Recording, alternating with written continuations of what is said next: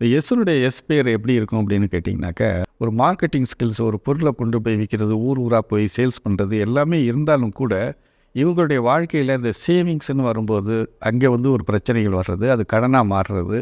அதே போல் பார்த்திங்கன்னா உடம்பில் இருக்கக்கூடிய நோய் வந்து தோல் நோயாக வர்றது, இஎன்டி சிறப்பு சில பேருக்கு பார்த்திங்கன்னா த்ரோட் சம்மந்தப்பட்டது. எப்போயுமே வந்து எஸ்ஸுங்கிறது குருவோட சம்மந்தப்பட்டது அப்படிங்கிறதுனால அது த்ரோட் சம்மந்தப்பட்டதுன்னு சொல்லுது. ஏன்னா சக்கரம் அங்கே தான் இருக்குது. குருவோட இது வந்து மௌன குருன்னு சொல்லலாம். மௌனத்தை மையமாக வச்சு தான் குருவை வந்து நம்ம அடையாளப்படுத்துவாங்க.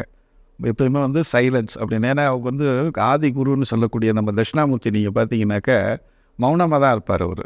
மௌன குரு அவங்க எய்த்தாப்பில் உட்காந்துருக்கவங்க அந்த மௌனத்திலேயே அவங்க அர்த்தத்தை புரிஞ்சுக்கிட்டாங்கன்னு சொல்லுவாங்க.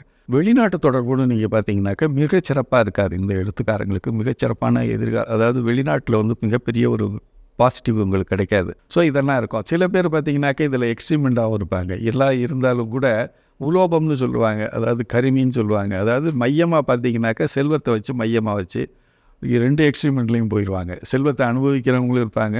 அது வந்து அதாவது நார்மலாக பார்த்தீங்கன்னா நார்மல்னு கிடையாது. அதை அனுபவிக்கிறவங்களும் ரொம்ப அனுபவிக்கிறவங்களும் இருப்பாங்க. ரொம்ப தள்ளி போய் நம்ம வந்து எல்லாத்தையும் பைசாவை கணக்கு பண்ணி எல்லாம் சேவிங்ஸ்லேயே பண்ணக்கூடிய சூழலில் இருக்கவங்களும் இந்த எஸ் எழுத்தில் நம்ம நிறைய பேரை பார்க்கலாம்.